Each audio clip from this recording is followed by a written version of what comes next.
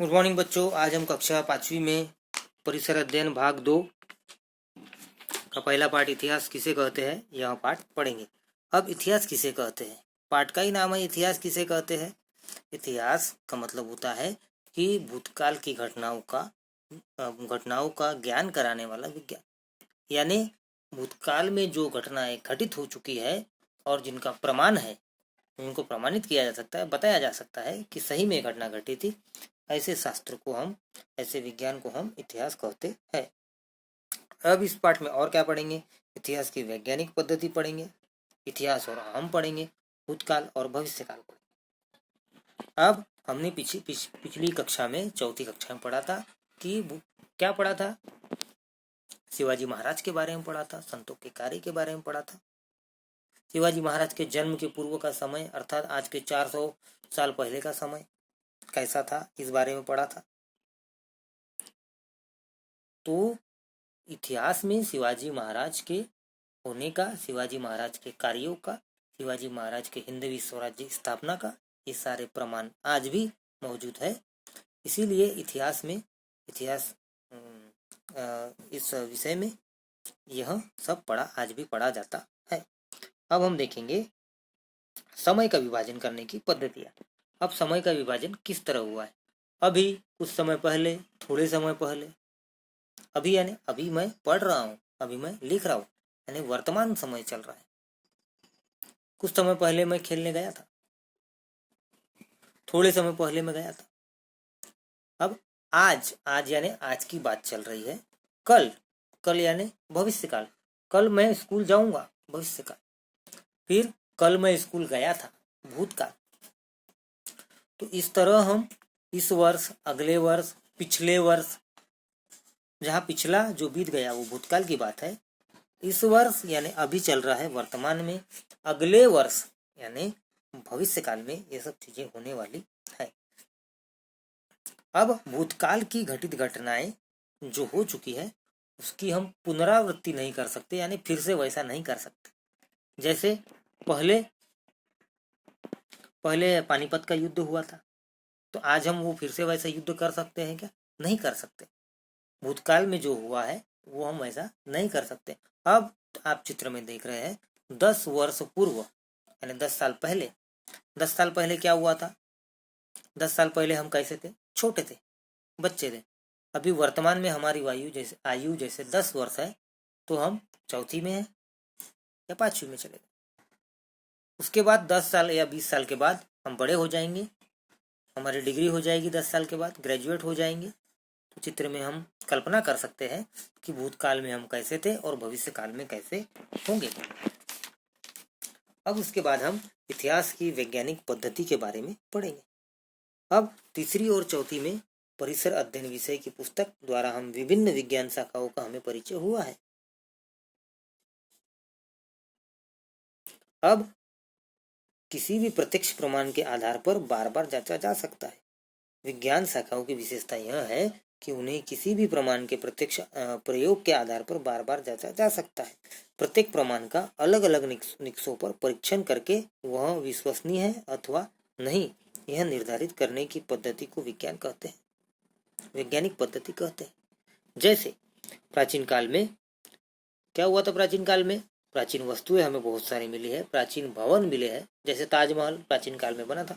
शिल्प मिले हैं, बर्तन मिले हैं, बहुत सारे सिक्के मिले हैं, उकेरे हुए लेख, ताम्रपट, ग्रंथ, पांडुलिपि जैसी पांडुलिपियां, लोगों की स्मृति में बसी कथाएं, कहानी, लोकगीत आदि को इतिहास के साधन कहते हैं। अब ये सब चीजें जो हमें भूतकाल में मिली है उनको इतिहास के साधन कहते हैं, यानी भूतकाल की बनाई हुई चीजें हमें मिली है, इसको इतिहास के साधन कहते हैं। अब और क्या हुआ कि प्रत्येक प्रमाण का अलग अलग निष्कर्षों पर परीक्षण करके, जैसे सिक्के मिले तो उनका उन्होंने परीक्षण किया कि कितने 100 साल पहले ये सिक्के बनाए गए थे। ताम्रपट मिले वो भी कितने साल पहले बनाए गए थे, इसका प्रमाणित तौर पर अभ्यास किया गया और जब बने थे उसकी वह समय तिथि बताई गई। कुछ ग्रंथ मिले हैं, पांडुलिपियां मिली है, भले वो किसी भी अवस्था में मिले हो, तो कितने 100 साल पहले वो लिखे गए किसने लिखा, कैसे लिखा, ये सारे प्रमाण आज भी इतिहास में मौजूद है। आप देख रहे हैं चित्र में बर्तन, ताम्रपट, इतिहास के साधन, सिक्के, ग्रंथ और पांडुलिपि, ये सब ऐतिहासिक चीजें, ये सब इतिहास के साधन हमें मिले हैं और इसी के आधार पर हमें इतिहास पढ़ने में, इतिहास को समझने में बहुत आसानी हुई है और इसे ही हम इतिहास के साधन कहते हैं। अब हम पढ़ेंगे इतिहास और हम। इतिहास और हम क्या है? इतिहास और हम में क्या कहा जा सकता है? अब भूतकाल में मानवीय समाज के आचार विचार और कार्यों के परिणाम की खोज करते हुए इतिहास के अनेक प्रश्नों के उत्तर ढूंढता है। इतिहास अनेक प्रश्नों के उत्तर ढूंढता है। कैसे ढूंढता है? भूतकाल और मानवीय समाज के आचार विचार कार्यों के परिणाम की खोज करते हुए, यानी भूतकाल में मनुष्य ने किस तरह जीवन यापन किया, किस तरह आग की निर्मित की, किस तरह भोजन पकाया, ये सारी चीजें इतिहास में हमें मिली है, इसका प्रमाण मिले हैं और इसका अध्ययन करके ही मानव का जीवन और मानव का जीवन की उन्नति, मानवीय समाज की उन्नति अच्छी तरह से हुई है। इतिहास के अध्ययन के द्वारा हमें एक बात ध्यान में आती है कि वर्तमान समय में हमारा आचरण कैसा होना चाहिए, जिससे हम अपने इतिहास का निर्माण, जिससे हम अपने भविष्यकाल का निर्माण अच्छे ढंग से कर सकते हैं।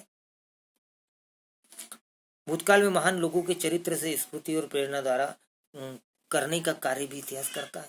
जैसे भूतकाल में शिवाजी महाराज के बारे में हम पढ़ते हैं तो शिवाजी महाराज के द्वारा बताई गई अच्छी बातें, शिवाजी महाराज के कार्यों से हम प्रेरणा लेते हैं और हम अपना भविष्य उनकी अच्छी प्रेरणादायक बातें सुनकर सुदृढ़ करते हैं।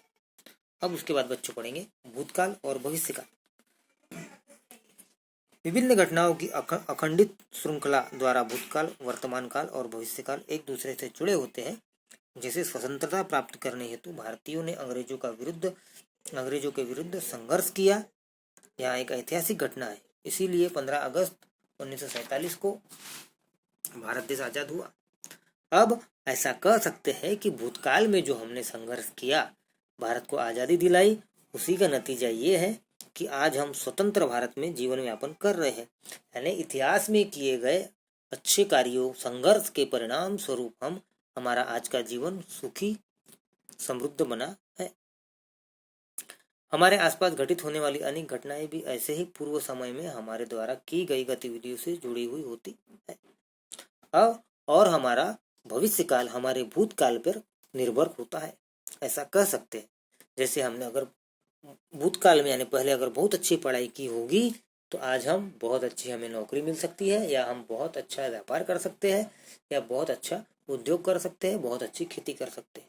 अगर हमने भूतकाल में कुछ सीखा नहीं तो हमारा वर्तमान काल भी और हमारा आने वाला भविष्य काल भी यह खराब हो सकता है। जैसे आज हम वर्तमान काल में अगर अध्ययन पढ़ाई नहीं करेंगे तो हमारा आने वाला जो भविष्य काल है यकीनन हम कुछ नहीं बनेंगे, हम फिर से बेरोजगार हो जाए। इस तरह हमने भूतकाल का हमारे भूतकाल पर हमारा भविष्य निर्भर करता है। अब आप चित्र में देखेंगे कि भूतकाल के हुए आविष्कार और तकनीकी विज्ञान। अब भूतकाल के हुए आविष्कार और तकनीकी विज्ञान यानी भूतकाल में मानव ने चकमक पत्थरों को आपस में घसकर रगड़कर आग की निर्मित की। उसी से भविष्य काल में मानव ने अग्नि का उपयोग अच्छी तरीके से किया और उसके बाद अग्नि उत्पन्न करने के लिए विभिन्न साधनों का उपयोग किया। भविष्य में मानव भोजन को भूनकर खाता था, कभी कभार कच्चा भी खाता था। आग का आविष्कार हुआ, उसके बाद मानव ने विभिन्न तकनीकों का आविष्कार किया और हम आज खाना अच्छे से पका के खाते हैं। इस तरह बच्चों हमने आज पाठ पहला इतिहास किसे कहते हैं ये ध्यानपूर्वक सुना और समझा। आशा करता हूँ कि आप ये वीडियो अच्छे से और सुनेंगे और पहला पाठ समझने की कोशिश करेंगे। इसके बाद प्रश्नोत्तर की तरफ अगर हम बढ़ते हैं, भूतकाल की घटित घटनाओं का जिस विज्ञान द्वारा बोध होता है उसे इतिहास कहते हैं। इतिहास केवल खालिस्तान के आधारों पर लिखा नहीं जाता, तो इतिहास केवल खालिस्तान के आधारों पर लिखा नहीं जाता,